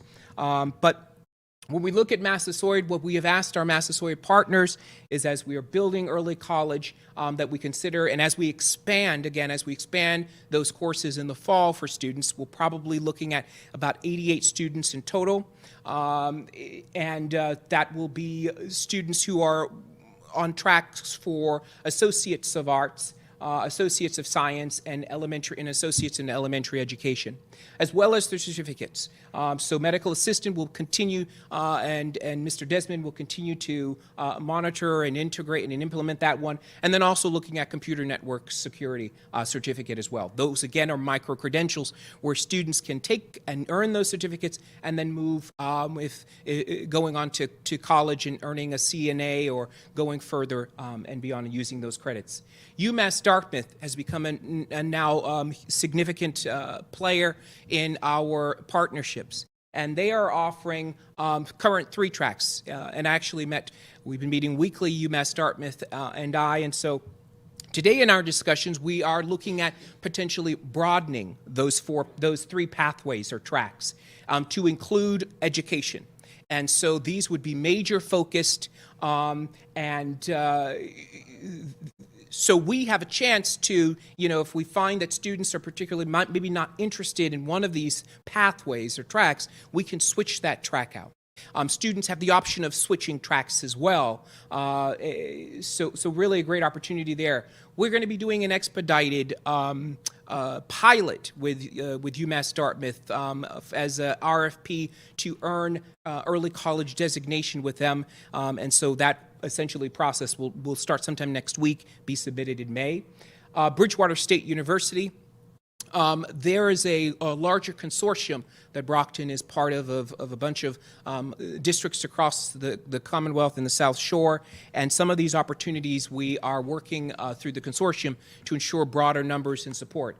Just to back up one moment, the UMass Dartmouth, we have 25 students per pathway. So we're looking at 75 students who can start taking dual enrollment options in the fall. So the superintendent's vision is that as we look and begin that sort of large-scale building, is that we have 200 students, roughly 250, we will have somewhere around that spaces for the fall, and that over the next coming couple of years, we're building to 2,000. And so across the Commonwealth, there's somewhere around 4,000. As the superintendent mentioned, that's behind really where the rest of the country is. So I believe the Commonwealth's goal is to have 40,000 students across the Commonwealth in dual enrollment and early college. So you'll see those three aspects are really what we call early college. So students earning more credit so that if they were to transfer to another institution, they have those credits, they have those courses taken, or what many of these colleges hope for is that those students will be pipeline students and become their permanent students when they graduate from high school. And then Assumption University, which is more dual enrollment courses, so students can take courses that may be interest in some things that they want to see. Where do I want to be sort of when I grow up, when I leave college? What career am I considering? And some courses for electives there. If we were to just click, can you just click just on for instance, the UMass Dartmouth track at the top, and I'll just sort of give you an example of what this will look like. Actually, if you can go back to the return to the main slide, please. These are some of the Bridgewater State colleges. Actually, can you go up? If that, I don't know. I think actually I can do it. Okay, I was going to show you the functionality of being able to click right on it. So perfect. So you will see the courses that UMass is offering here. For our sophomores, they will have an early college session. So what's really important, something I'm stressing to our IHE partners, is that we must engage students as early as we can with the transition and to ensure that students are ready for that experience and engagement in those particular courses. So with UMass Dartmouth, we're going to be able to engage students at their sophomore year to early college. Now, these are virtual. These will be virtual classes, so we've got some of those logistics things to work out. But UMass will be holding events to engage students in the community. And so that's going to really be a great opportunity for students to go to Boston, experience Boston, and then there'll be some residential summer options for students to engage in as well. But the courses will happen, for the most part, virtual. Junior year, students would be taking courses, and you can sort of see the courses that they have. You'll see that what we're trying to ensure is that students who want to cross or transfer tracks are able to go back to a particular track if they want to, because they've had some of those same courses across tracks. And so it's really a really great opportunity. And then being able to complete. So as you can see, students complete in early college dual enrollment anywhere from 9 to 30 to 60 credits that they can then transfer into another college. If they're at Massasoit, then that's the potential for an associate's degree, and then transferring into a four-year institution. And so just a sort of rounding and around the early college dual enrollment focus and initiatives. It started, as I shared, with it very small, and now we are really expanding in part because, as I shared, it is reinvigorating for higher education partners and higher education, as well as for high school students across the Commonwealth to be engaged in early college. So. If you have any questions, please let me know. We will begin very shortly informational sessions for students. Excuse me. And then we've got an end of May enrollment process that we will go through to ensure that we have students signing up based on their interest into these institutions. Thank you. Thank you, Dr. Boone. Do any of the members have any comments or questions? I just wanted to make a quick statement. This is wonderful to be able to give the opportunity to some of our students to be able to, get a head start. Right. And so if they do get into, is it just, as far as like getting into the colleges, is it easier just to get in with this program rather than submit, wait to get accepted? Like, how's that process? Yes. Yes, it is. And so different partners have different requirements. And some really want to rely on the institution. So does the institution, the guidance counselor, believe that this student has the potential to do it? One of the critical things, and to your point, Vice Chair, how are we supporting the students? And so one of the things that UMass, all of these courses are free. for students. It's part of a grant that they received, in part to work specifically with Brockton. So they're paying for the classes. We're going to pay for the support. And so how are we tutoring students? How are we managing the sort of intellectual, concerns? So different partners have different requirements. Our agreement with Massasoit in the past has been, any student who's interested can attend. And then we work to support students. Perfect. And this actually, for those that are facing a financial burden with college, and sometimes they opt out rather than to go to college because they financially can't afford it. This is wonderful to be able to give them this opportunity, get their foot in the door, get an associate's, and then, stay and get a bachelor's or keep moving on. So I think it's wonderful. Mrs. Sullivan. I just have a question. I don't know if the charter school does have a early college program, Superintendent Thomas. And how does this program compare? It will be the same once we get designation. So New Heights has a designation from the Department of Education. It was part of their charter when they first received it. They had the partnership with Massasoit. So what we're doing now is the Brockton Public School is looking to get the same thing, for a designation to be partnered with Massasoit. But we also can now, with this expanding throughout the state, we can start to offer early college without the designation, and use these other schools as well, Assumption, UMass Dartmouth, Bridgewater State, and I think there's Fisher is another one. So this is starting to gain steam across the state, and colleges are starting to jump on board. So not only is Sean, we're working individually with these institutions, we also are a part of a group of local school districts, East Bridgewater, West Bridgewater, Taunton, Sharon, Stoughton, Easton. Oh, they all have it. So all of us, a group of, I think Norton's one, there's 12 of I didn't us know that are many high working schools together as well, had to kind of help us get a better price. Again, this is coming at no cost, because in the ESSER 3, you put $500,000 towards college tuition for our high school students. So again, it's starting to really pick up steam because the governor, Commissioner Riley, have now put a lot of emphasis on this, because again, Massachusetts is far behind most all other states. That we are the leader in education across the country, but not here in early college. Dr. Zackwood tells me a story about her nephew who graduated a few years ago with an associate's degree, and he graduated from a high school in Nevada, and they were well ahead of us in this area. So, really? Yeah. Wow. Dr. Sorry, Mrs. Ehlers, I made you a doctor. Just a quick question.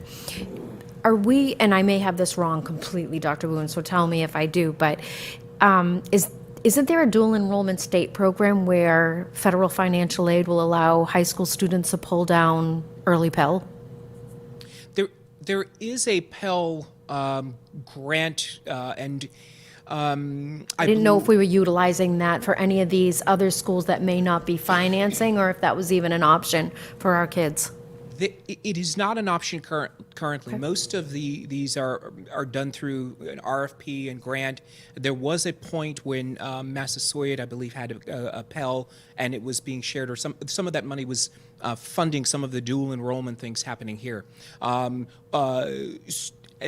I had mentioned, with UMass Dartmouth, we're going to take a pilot expedited approach on the designation. Yep. With Massasoit, we're also going to take a designation for early college approach as well. That is more of a year-long process that we're going to take with Massasoit. With that does come funds. Gotcha. And so that's, I think, how they've condensed it. As I mentioned previously, one of the interesting points is that the DESE has these as separate offices. So we are really looking more at the early college component, which as opposed to, as I mentioned, we have the C-depth, which is a dual enrollment. But to your point, the Pell was a funding source at one point. Gotcha. Okay. Thank you. And I 100% support this. I mean, working on a college and seeing what college debt looks like to give our kids a shot out of the gate at not having to face what some of us faced, in funding our own educations. I think this is amazing. And much like Dr. Zach, I have a son, that graduated from a high school in the Midwest, my stepson, and he got his associate's degree when he graduated from high school and only needed 2 years at Michigan State. And that was huge for us as parents, and it was huge for him in terms of building confidence, giving him what he needed to start. And not just that, but for him to be out and be able to start his life at 22, to be able to start a job, earn a pension, like all of those things that we all look for. Getting a jump on it 2 years in advance is, I think we owe it to our kids to give them the opportunity to have that. Absolutely. It's the opportunity. It's, as Evelyn had mentioned, it's the this is a wonderful opportunity. And, just to say, mentioned, I was thinking about the armed services and sort of bless and thank those who served. But the life I've had as having gone to college, right? And so, but also it comes with the funds that I owe. That I often make and joke about that one day they're going to have to find me when with the money I owe for my doctorate and master's. But to be able to leave high school with some of those funds, for courses not already paid for is a wonderful opportunity, and just frees up for students to, be able to implement the things that Mr. Turner and financial literacy is talking about, not having that college debt. It's wonderful. Well, and the other thing that, because we're thinking about immediately out of high school, but it preserves those funds because we all know that at this point there are some industries that require more than a bachelor's these days, depending on what career pathway you take. And so to be able to preserve those funds for a master's degree for students is huge, because there are so many people that just don't do their master's because they're concerned about their undergrad debt. And so this, in so many different ways, gives them a leg up. So thank you very much, and great presentation. Thank you. Thank you. Thank you. Thank you. Thank you. Thank you, Dr. Boone. Next, I want to bring up Jess Hodges, our Chief Officer of Communications. She's going to just give an update to you on our marketing plan for this spring and into the summer, and she'll update you on the work she's doing and will be doing again this spring and summer to really start to market the good things going on with the Brockton Public Schools and bring students back to our district and keep them here as well. So thanks, Jess. Yes, thank you all for having me. So as the superintendent said, the information I'm going to provide today is really laser focused on enrollment and upping our enrollment. So a lot of what I'll cover today is on this slide. It will be earned media, which is media coverage in addition to positive organic social media. We have what we would call validators, people in the community who are speaking positively about us on social media, and that's considered earned media. We have social media posts. We're already doing organic social media. We would also start doing paid social media, which is targeted to our specific audience of potential families for the district. One thing that Michelle Bolton and I have been working on for quite some time is an electronic alumni magazine to really showcase the incredible alumni, many of whom are in the room tonight, to really share their stories in an electronic format, and to be able to push that out on our website and as well as social media. And then more large-scale community building events, and I'll explain this in a little bit more detail in an upcoming slide.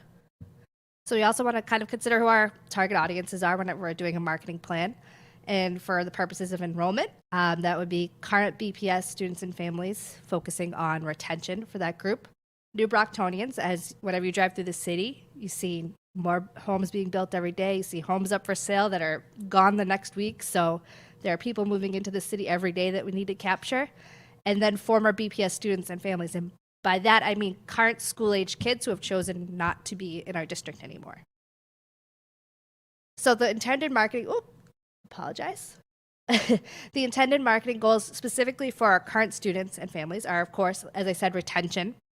We want to create that sense of continuity from one school to the next. So for example, I went to the Kennedy School, then I went to South, and then I went to Brockton High, and that was just the trajectory of my school career. I didn't think I was ever going to go anywhere else, and so I want every kid in this district to understand that. And the one great thing that's going to be changing with the Middle School Honors Academy is the in-zone schools will create that sense of continuity for kids. Build a sense of community and belonging. This is something where, in addition to the schools, the Community Schools Office, I've spoken to Dr. DeBarros about this, just getting the kids into the schools through community schools programs is really important, and building those connections, and then connecting them with the appropriate supports and programming, which we already do an excellent job of. But now that we're kind of coming out of the pandemic in some ways, we can do a little bit more of that, and I'll explain that coming up. So one thing I'm really excited about starting that I wanted to do pre-pandemic that fell to the wayside because we couldn't really do events is the Boxer Club. As you can see here, this is a membership card I designed. This would be open to any K-8 student. They would just simply go on and sign up, and I would send them a laminated card with their name on it, and it could be considered their passport to the city of Brockton. In addition to opening opportunities for special events we would hold here at Brockton High, such as special football games, attendance at the musical, discounted tickets to events. I would also partner with local businesses. We have a really vibrant small business community here, and see if they would be willing to offer deals to our kids by being partners with us. So again, this is kind of building those connections. Thinking of my own experiences as a kid in Brockton, what really took the fear away from Brockton High for me was coming here for the musical, coming here and taking swim lessons in the pool, going to football games. And so we really need to start getting kids here, talking to kids like Ellen, and meeting the incredible students that are at Brockton High School. And I think that will turn the tide for us and kind of taking that fear away of the unknown. Oop, apologize. The second audience, as I mentioned, was new Brocktonians. We want to really get into these families within the first few months of them coming to Brockton to encourage them to enroll in the Brockton Public Schools. We will also want to create goodwill amongst those who may be younger families but are planning to have children down the road. And then we also want to build positive connections through those events I just mentioned with new Brocktonians. And one of the key ways, again, this is just one example of the many things that we'll be doing coming up, but direct mailings and marketing. My hope is to work with a mailing house to be able to send direct mail to any family who enters our community within the first, I would say, 6 months of moving here, depending on what their ability is. They have mailing lists, so it really depends upon what they have available to us at any given time. Ideally, within the first 6 months, they would have a mailing list. We would have a templated mailing that would go to that community, to that person in the community, and welcome them to our community and provide information about enrollment. And then again, our final key audience is former students. My focus with this group right now is really, so I come from the campaign world. I used to work on social media campaigns for large political clients in my past life. And so what I really think is important when you're trying to connect with an undecided audience is data collection, knowing what their concerns are, what their needs are, and then using that to identify if there's vulnerabilities that maybe we could address, or if there are things that are already in play that we need to do a better job of publicizing. And so with that, Dr. Ethan Cancel has graciously agreed to help me out with a survey of our currently unenrolled students who have left the district, to get some tangible data as to their reasoning for leaving and any concerns they might still have about our district, to determine if this is information we could combat with it. And in addition to all of those initiatives, we also have a lot of great earned media on the horizon. This is stuff that is completely free for us to promote. The class of 2022, you've heard from some of them tonight. They are an incredible group, and there's a lot of great stories that I can pull from to work with my media contacts to share their stories. Ellen pointed out one young man, Christian Nichols, he's going to Stanford University. I've spoken to one of my friends many times about him, and so we'll be connecting to do an interview on him.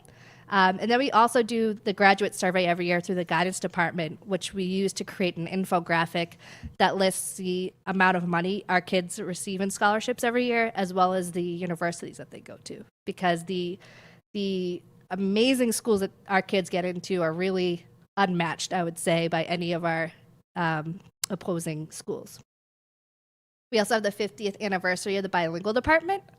Kelly Jones and I have talked about this. We are the first bilingual department in the Commonwealth and potentially the first in the nation. And so that is an incredible story to tell, where we've been, where we are, and where we're headed. Is just an amazing story. And I have a few media contacts I'll be reaching out to kind of lay out a narrative with them.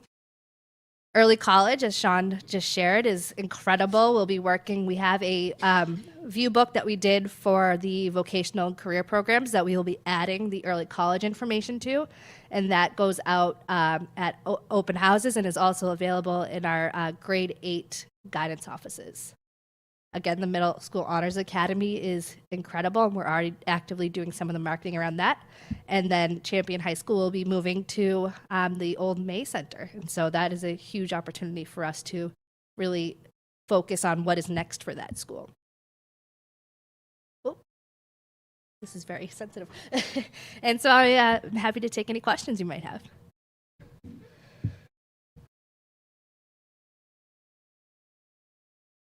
Mrs. Ehlers? Thank you so much, first of all, for the presentation. Appreciate it. And I'm super excited about the marketing campaign. My first question is, aside from increased enrollment, is there any other way that we're going to be able to watch conversions? And are we going to be, like, how is that going to work? Because I guess that's my question, is how are we going to define success aside from increased enrollment? So I think that one of the things we can do is, for example, with the direct marketing, mail marketing, we would do A/B testing. That's in some way to see, how effective that is and whether it's worth further investment in the future. Yep. But also doing surveys to before and after a social media campaign to determine kind of baseline attitudes and how that shifted within the community is really important. I think that anytime we're doing something that we're devoting a lot of time and resources to, we want to make sure that it's worth continuing on. Yeah, absolutely. And then the other, just a suggestion, you talked about an infographic. And honestly, like, tonight has been all about talking about opportunities. This is just a suggestion, but one of the things that I have always found that has worked for me is to basically create like a marathon that shows the new Brocktonians exactly what all their kids' opportunities are when they start, like wherever they start. And then, like Superintendent Thomas is talking about all the support and resources. I'm not a marketer, I just play one on TV, but my point is, if we aligned the resources with a career path with an infographic, it would really show all the robust opportunities that we have for every kid at every level. Yep. Does that make sense? Oh, yeah, absolutely. Yeah. And I think that's something that we've talked about in the past. Mr. Bath, who was very helpful to us in talking about some of the marketing stuff in the fall, really recommended that as well. And I think it is to create that clear trajectory for folks. In the visual, I find like people, especially in mailers, that's the biggest thing is in mailers, because a lot of people don't, some look at their mail, some don't. But if you have something that's attractive and then all of a sudden you open it up and they're like, oh my God, my kid can do this, or this, or this, or this is right in line with what we talked about. That visual, that quick reference for somebody in the mail, that's where I think the old direct mail that nobody, like, we sort of do, but we don't really do anymore, that sort of passive aggressive type thing, that's where people tend to respond to it. That's what I found. So I just feel like we have so much to offer. Absolutely. A picture of that would be powerful. Mm-hmm. Absolutely. Thank you. Okay. Thank you. Thank you. Any other members with any questions or comments? Well, I wanted to make just one quick comment. I had a chance to speak with Jess Hodges for quite a while. We were brainstorming back and forth, and this is exciting. This is definitely exciting. We need to stand out, and you have some amazing ideas. We need to show the residents and the families why go to Brockton, why Brockton Public Schools, why BHS. With the the programs that Dr. Boone had talked about and others talked about throughout the night, even listening to some of our students. We are going to stand out. Again, we're in a room with a lot of BHS alumni, and So we're all here. If anyone has any ideas, I mean, I always reach out to Jess with any ideas I might have, and we'll go back and forth. So thank you for listening. And I mean, I don't claim to know everything. I think that's a great thing about working in a creative medium is everyone has a great idea. And so please send them my way. We appreciate it. Mr. Sullivan. Just one idea, just on the marketing idea, would be to advertise on the buses, like the transit bus, they put the signs on the side. And I was thinking, as you know, in the sports program, we're lugging our own kids to the sports, but why not get a hold of the schools and do some charter work, go pick up those kids and bring them to school? You know, it's just an idea. Thank you. Actually, the city unveiled a really nice sign on the BAT bus today, and that idea entered my mind. So it's funny that you thought of that as well. Because before we didn't own the buses, but now we do. So you can do whatever you want. You know, put a sign on it. Absolutely. I think that's something we already have the magnets that kind of put out the text message system, but it's something that I've definitely thought of when we have open houses and things like that. It's a really easy way to get the word out. Thank you. Nice presentation. Thank you very Thank much. you. Any other? Oh, Mr. Rodriguez. Thank you for the presentation. I'm on social media a lot. I share a lot of the content that's on there. Not being negative, but I think our BPS social media, specifically on Facebook, we have 20 plus schools. There's a lot of things going on, specifically just here at the high school. We have so many great things going on. I think that every day there should be at least 15 to 20 posts of all the positive things that's going on. I see it from BC High, Severian, Southeastern every time. I kind of get pissed off at it. Like, why am I seeing this? How come I'm not seeing Brockton on here? You know, specifically our athletics. You know, with the subcommittee that's going to be coming up next week. You know, we're losing a lot of students to our athletics program. And, you know, Brockton is, you know, Division I. And, you know, we have a lot of banners that's in that gymnasium. And, you know, we need to be adding to that. You know, we're going to run out of space. But, you know, I would like to see a lot more, you know, with our athletics program, specifically with the tennis court. You know, we invested a lot of money in there. Seeing a lot of advertisement. But, you know, also on the educational side, you know, to get that enrollment up, you know, because we are seeing a lot of kids, you know, leaving. So, you know, thank you for the hard work that you're doing. Thank you. And I think you bring up a good point about the athletics. We're actually in the process of hiring a media relations assistant, and one of their main focuses will be creating, like, if you go on a Division I college website and you see the motion graphic with the star football player and they're throwing, you know, spinning the ball, like, I want them to do things like that are canned and templated out that we can use constantly when good news happens. So that's going to be a major priority for me, is hiring someone with social media expertise and design background, because I have the design background as well, but if I have that person who can help out, then the two of us can really make a really nice, robust social media presence for the district. Thank you. We did touch base on that as well, because I did express some concerns. A lot of the schools it needs to be uniform. Whether it's, you know, snow days or half days, just that needs to be uniform, have access to all the schools on social media, and also, you know, working with the schools to get more posts. Parents want to see what's going on. I mean, we want to see the positives. We want to see what's going on in the schools. And I get a lot of people are on social media. Mrs. Mendez. Jess, from hearing what you said about your wanting to hire an assistant, I was thinking, how about providing internships for our students who are the best at social media? Mr. Rodriguez says he's always on there, but we know who actually are the best of the best.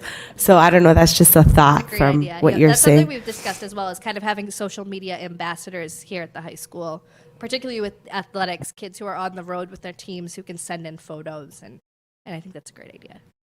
Definitely, that's a great idea, because they're on the road anyways with the teams. So great ideas. Looking forward to seeing some changes and seeing more presence on social media. And again, reach out to Jess Hodges. You know, I always throw some ideas off back and forth, and you know, it's great. But thank you so much, Jess, for the presentation as always.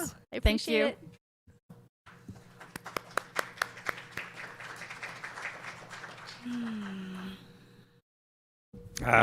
The last thing for me is any items to refer to subcommittee.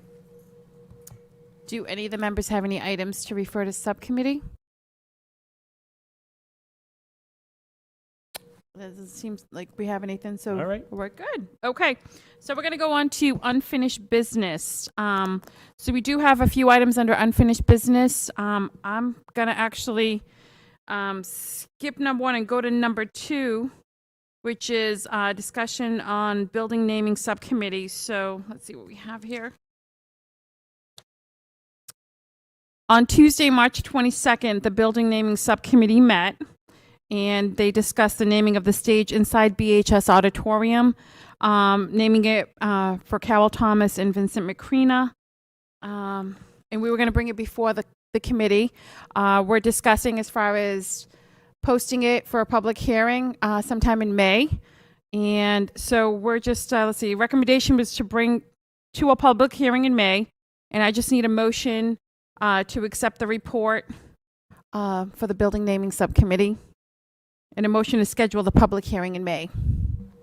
Motion to accept the report Can I, and to and to the schedule a public- meeting in May. Okay, can I get a second? Second.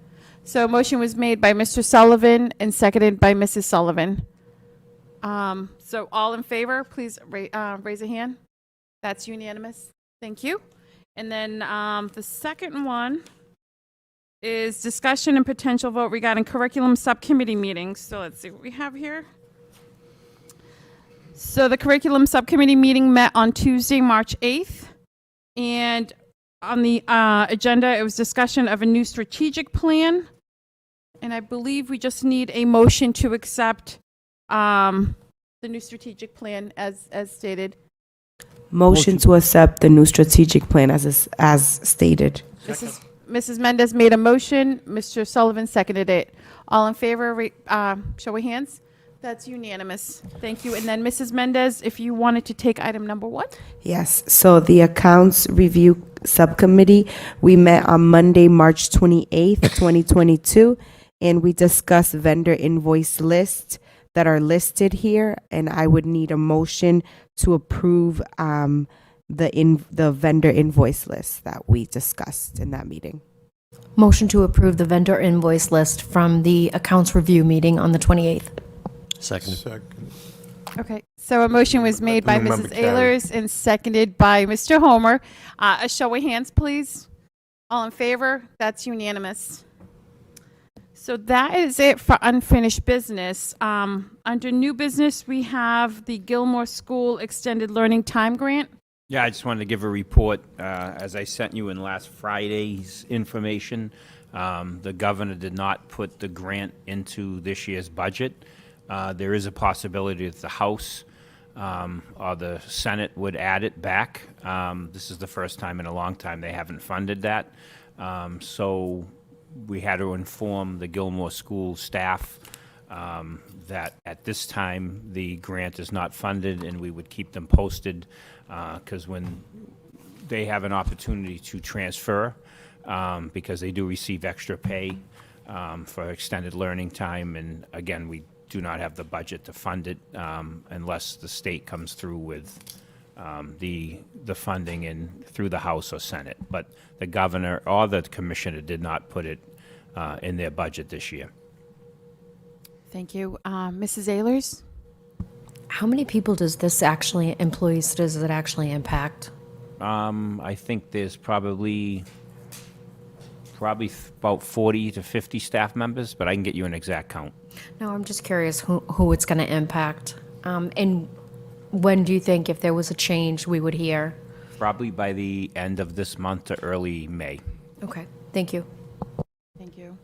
Any other questions or statements? Mrs. Sullivan? How many years have they approved They that? have Like been, 5? it was funded by the district when it first started, I want to say 12 years ago. It's been a long time. And then it was picked up by a grant after that, and it's been funded through a grant. It was not funded, it was dropped during COVID, so we didn't have it. This year we have it, we didn't have it last year. During COVID, it was not funded at all.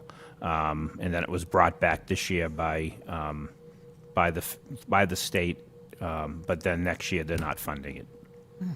We don't know why. I have no idea why. They go back and forth. The commissioner goes back and forth on this, and a lot of schools that used to participate have dropped out, so I don't know why that they're not funding it this year.